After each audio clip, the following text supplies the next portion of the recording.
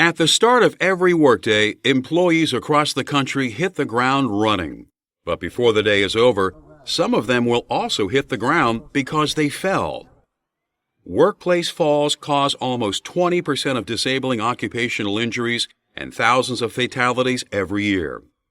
But they don't have to happen. In this program, we will discuss different types of fall hazards that you can encounter on the job and how you can protect yourself from them.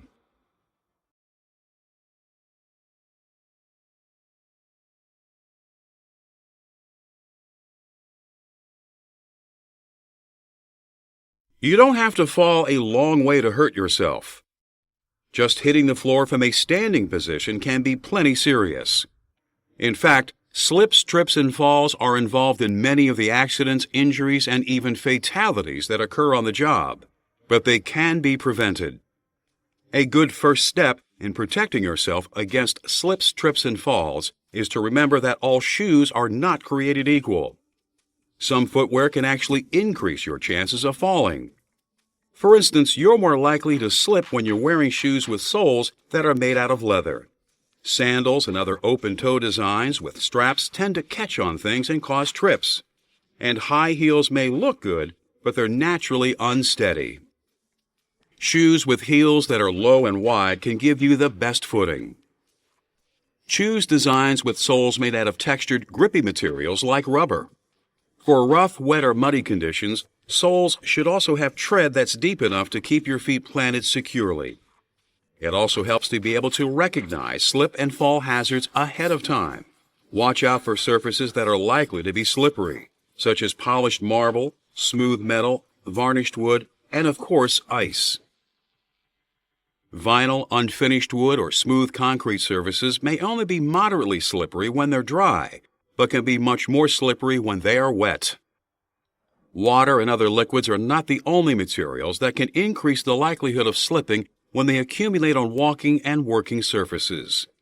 You should also look out for grease and oil, dirt, sawdust, and other granular materials, and trash and other debris. In fact, good housekeeping provides important protection against many of the slip, trip, and fall hazards in a workplace. Surfaces will always provide better footing when they're kept clean and dry. It's also important not to leave tools, materials, and other objects on the floor where people don't expect them.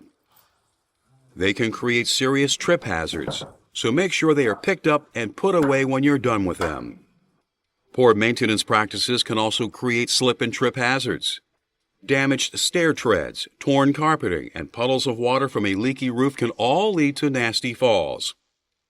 If you notice problems like these in your work area, fix them yourself if possible, or report them to your supervisor so they can be addressed promptly.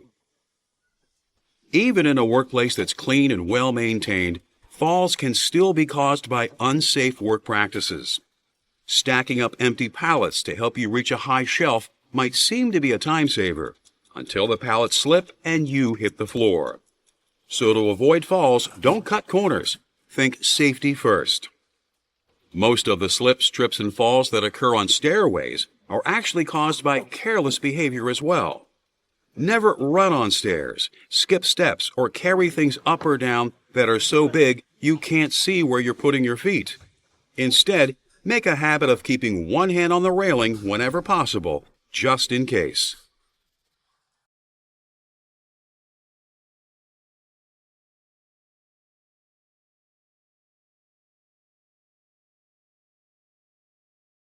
When you take a step forward, you naturally expect the floor to be there when your foot comes down. But in many workplaces, you can encounter edges and openings where the walking surface suddenly ends and a fall hazard begins. Hazardous edges can exist on stairs, catwalks, rooftops, and elevated platforms such as loading docks. Openings can include skylights, pits in the ground such as manholes, and holes in a structure's walking surfaces where stairways or ladders pass through. Taking a careless step in any of these areas can lead to a serious fall and a significant injury. But these hazards can be reduced by a type of fall protection known as guarding. Guarding protects people from fall hazards by putting physical barriers in their way. The wire mesh that is installed over skylights is one type of guarding. So are the covers that are placed over manholes. But the most common way to guard edges and openings is to install a railing. Railings are so important for preventing workplace falls that the Occupational Safety and Health Administration, OSHA, has established standards for their construction and use. An OSHA-compliant standard railing consists of a top rail at least 42 inches high with a mid-rail at about half that height and vertical uprights to support them. This system must be able to support at least 200 pounds, the weight of an average worker. In most cases, railings must be installed wherever a person could fall 4 feet or more to a lower level. But railings can be built to address another type of fall hazard that exists at edges and openings as well.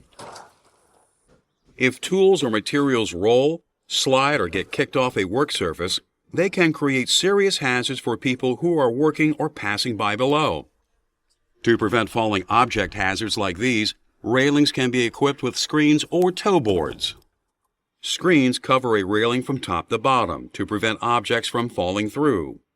Toe boards are horizontal barriers at least 4 inches high that are built into a railing at floor level. They create a lip that prevents objects from going over the edge. If you ever encounter an unguarded edge or opening in your workplace, tell your supervisor immediately so guards can be installed as soon as possible.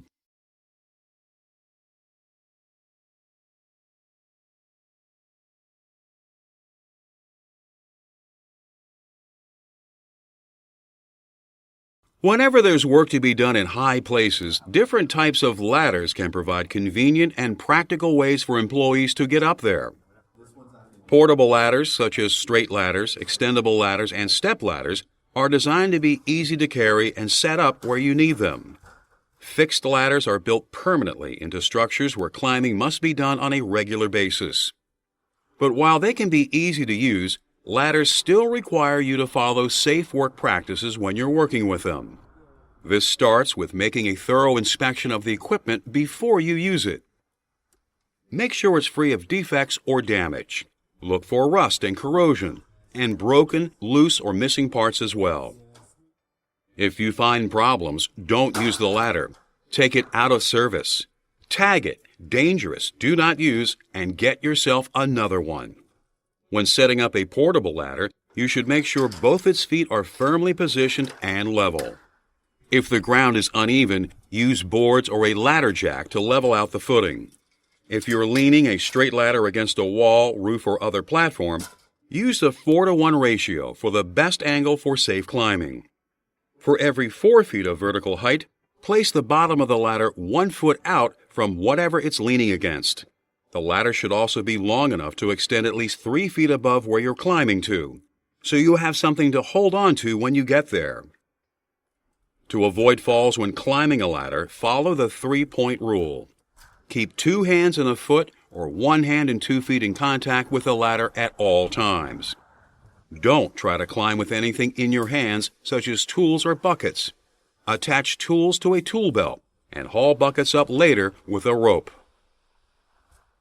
To help maintain your balance, keep your belt buckle centered between the rails of the ladder and don't lean back. It's especially important to follow the 3-point rule and maintain your balance on fixed ladders because they tend to be very long. The cages and wells that are built around fixed ladders used to be considered sufficient protection against falls. But OSHA is phasing in a standard that requires more effective systems such as ladder safety devices and personal fall protection to be used on all fixed ladders that are longer than 24 feet. These systems not only help to prevent falls, but can also stop any falls that do occur. They typically consist of a body harness for the climber linked to a ladder-mounted brake mechanism or self-retracting lifeline that is anchored to the structure. So make sure you know what protections are available if you use fixed ladders in your job.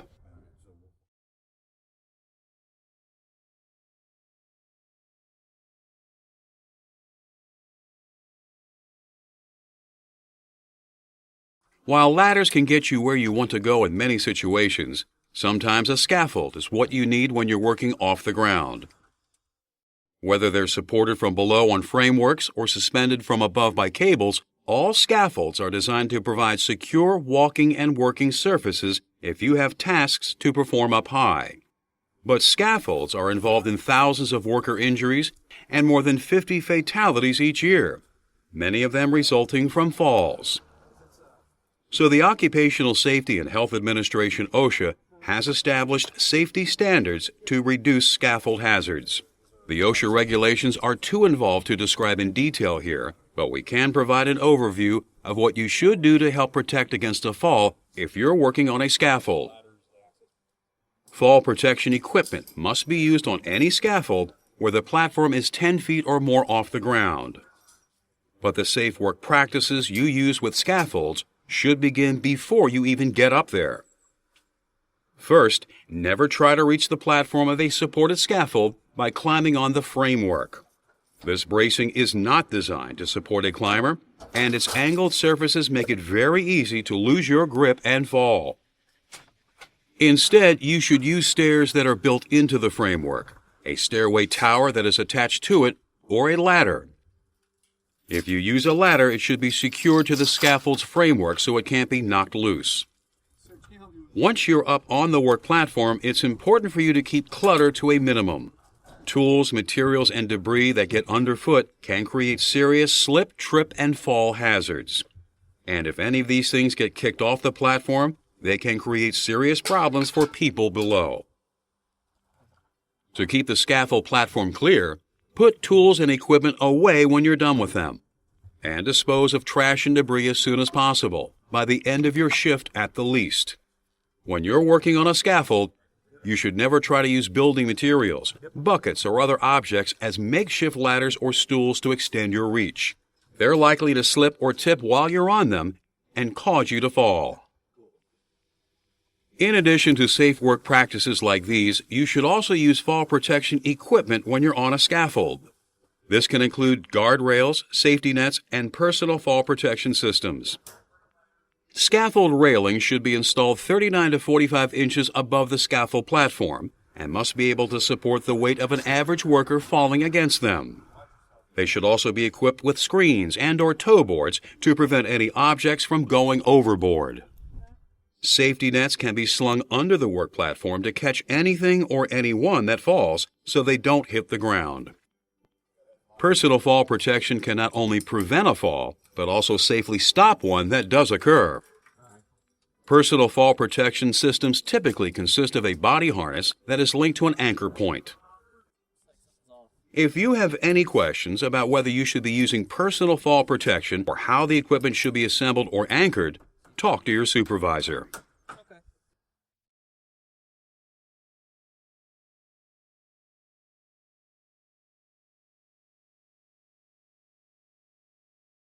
All fall hazards should be taken seriously, but the fall hazards in some situations, such as on rooftops, scaffolding, and long fixed ladders, can be especially dangerous. That's why OSHA requires employees to use personal fall protection in situations like these. This is equipment that you wear, and it not only can help to prevent you from falling, but also stop a fall if one occurs. A personal fall arrest system, or PFA, typically consists of 3 components: a body harness, a connecting device, and an anchorage. The body harness is the part of the system that you actually wear on your body. Since stopping or arresting a fall requires the system to absorb thousands of pounds of force, you should adjust the straps of the harness to fit as snugly as possible around your thighs, shoulders, chest, and pelvis. This helps to prevent an injury by distributing the forces of a fall evenly across your torso. The connecting devices are part of the PFA that links the body harness to an anchorage. Connecting devices such as self-retracting and fixed lifelines can add slack to a fall arrest system so that you and your coworkers can move more freely as you work. Elastic lanyards can not only provide freedom of movement, but can also help to absorb shock in case of a fall. The anchorage for a PFA has to be strong enough to support your weight and absorb the energy that is built up during a fall. So OSHA requires an anchorage to be capable of sustaining a minimum load of 5,000 pounds for each person who is connected to it. This is why structures that can be too weak to stop a fall, such as standpipes, piping systems, vents, and electrical conduit, should never be used to anchor personal fall protection.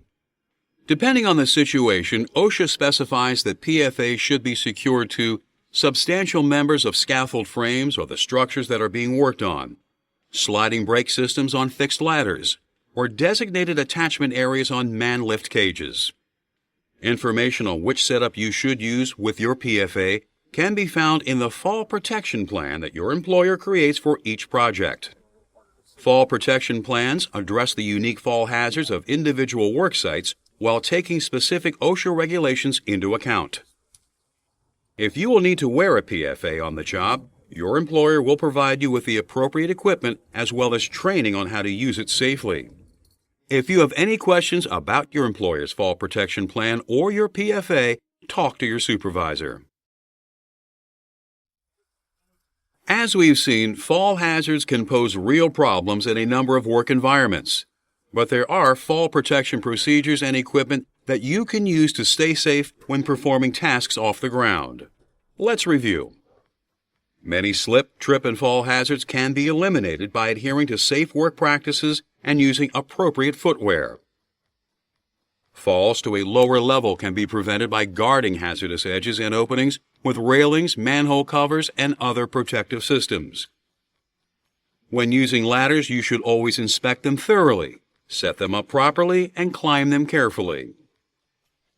To work safely on scaffolds, you need to adhere to required safety procedures and use appropriate fall protection equipment.